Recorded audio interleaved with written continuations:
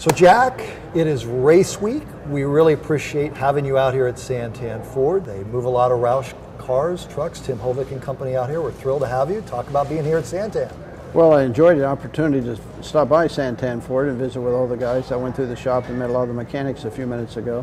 It was great to do that. Of course, the Fall Classic here gives me an opportunity to be in the area, and I met with a number of the people from the dealership at the racetrack either last spring or last fall.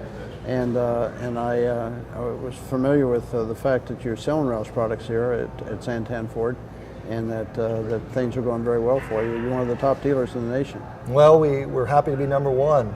Try to keep pushing forward. Just as you're part of the NASCAR scene, of course, in a big way. But you also have the Fenway title with you. A couple weeks ago, were you celebrating with the Red Sox, Jack? I surely did. And earlier in the playoffs, I was a little conflicted because I live in Detroit and the Tigers were in there with the Red Sox. I was really unhappy with the Red Sox and the Tigers both because they left a game on the table. They solved their issue in six games rather than 7. But my heart was out there for the Red Sox on the 7th game. But I didn't like not selling those tickets for the seventh game on either series. Were you in the locker room afterwards? No, I was not. Not that close. I was not that close. When you see the competitive nature of the sport of speed, I like to refer to it, and then you see another sport that you're tied into, not directly, but somewhat indirectly, do you see parallels of championships and winning and team?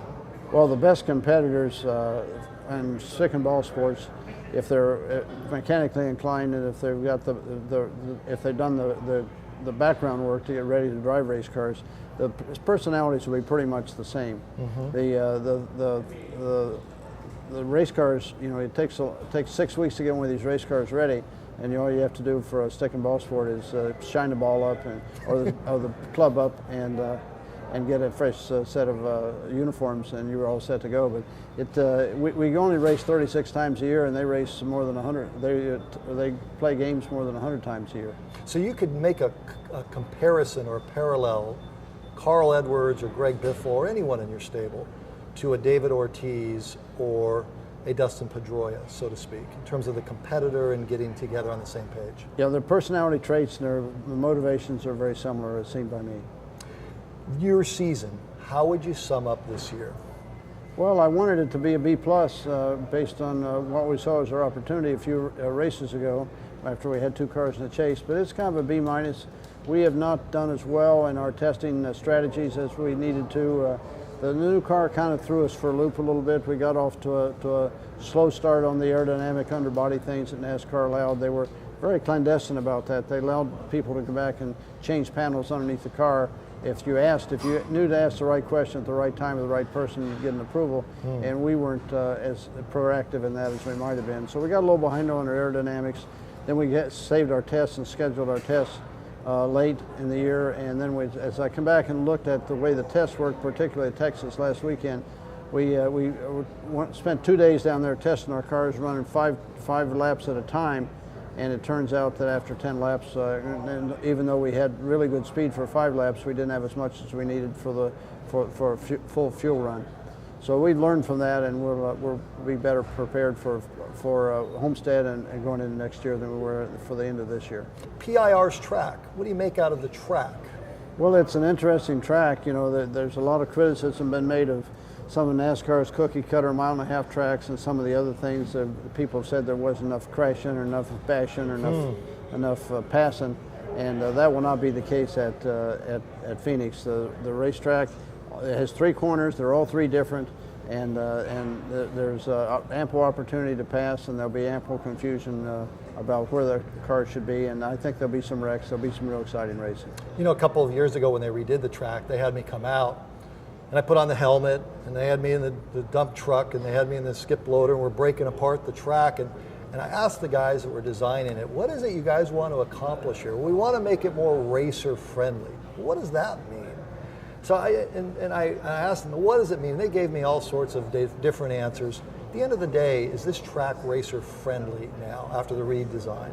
Well, it's a better racetrack. You've got more places to pass than you used to, and I think that's what they refer to as racer friendly. But if you've got a racetrack that's only got one groove and you can only go around the bottom or only around the center of the top, and if you get out of line, you not only can you not pass, but you lose your position. That's an unfriendly racetrack. But this racetrack's not like that. They did a nice job with the paving and the realignment of some of the banking in the corners. It was to the betterment of the ability of the drivers to be able to pass. Tell me this, Jack, when you have the nationwide race and you have young drivers that are coming along, do you get as much of a thrill out of seeing someone get an opportunity like this weekend for the first time on the team on the track as you do on Sundays? Is there a different kind of thrill for your nationwide guys? Let me almost answer that question, but not exactly. You know, I started racing when I was 24 years old in 1966. I'm coming up on 50 years of moving my cars all over the racetrack. So I've won championships every place I've been. I've won more races than I can count. In fact, more than 450 races on national events. So my firsts are all behind me. But when I'm able to help a young driver, I'm able to help a young mechanic, a young crew chief, a young truck driver realize his first success of being part of a team, I enjoy vicariously the enthusiasm they have of having their first time win. There's probably some people watching this right now saying, I want to break in. What advice would you give someone wanting to break in? Well, when you say break in, there's so many places. There's 400 people that operate basically our 5 race cars, two nationwide cars and 3 cup cars.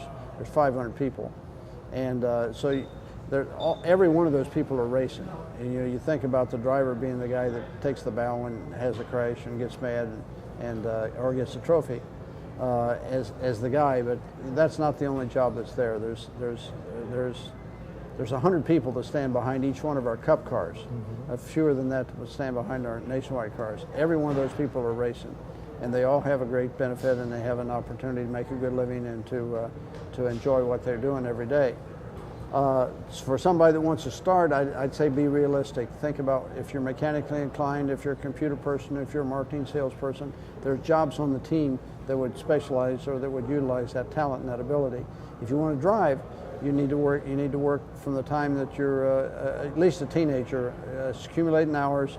Somebody's got to buy the tires, somebody's got to fix the rumpled fenders, somebody's got to pay for the hotel rooms and things. So unless you've got a sponsor, unless you've got a parent or a grandparent or somebody that's a friend that's willing to make an investment in you, it's awful hard to break in as a driver in today's world. It's kind of like roadies for somebody setting up a concert. You know, you have a rock star out front, but there's all these people behind the scenes that are there way before and way after. Yeah, and the success of the promoter or the roadie or the concert performer is not possible without every one of those other people doing their jobs. The same thing's true of a NASCAR team. People ask me, what's most important, the driver, the crew, the crew chief, the engineer, what's most important? It's like a series of Christmas tree light bulbs when I was a kid. You got a dozen light bulbs, and if they're in series, and if you got one bulb that's loose or one that's burned out, you got no lights anywhere. If somebody doesn't do their job, if you've got a dozen people on your team at the racetrack and somebody doesn't do their job, they don't get something tight, they don't get it prepared right, well then you're going to have a day that's zero. Before I let you go, how fast is too fast? When it puts the drivers in jeopardy, when it puts the spectators in jeopardy, when it creates a scenario of fear or anxiety amongst the competitors that they can't do what they need to do with courage and enthusiasm. Have they gotten to that point yet? Are they I don't close? believe so. Are they close? I don't believe so. You have a number? What's too fast? Or Well, it has more to do with, it has as much to do with the human body as it does the actual speed. You know, there's a limit to how many G's you can stand for what period of time, what the acceleration rate. So that's a function of the banking on the track, the composition of the tire, and the weight of the car. So what's too fast for a 3,400 pound stock car is not too fast. It's not too fast for another car if the stock car won't go around the corners as fast as an Indy car, and your physical limitation on the driver is the G-force. Well, then a speed on the straightaway where you have to slow down the stock car is not It's not too fast for a stock car, but it may be too fast for an Indy car because they don't slow down the corners. That's good stuff there. We appreciate you being here at Santan Ford. Brad. We really enjoyed the visit and enjoying the fact that #1 in Roush, Jack Roush here on campus with Tim Hovick and the people here at Santan Ford. Thank you. I'm looking forward to meeting lots of enthusiastic NASCAR fans, a lot of Ford fans, a lot of Santan Ford fans tonight.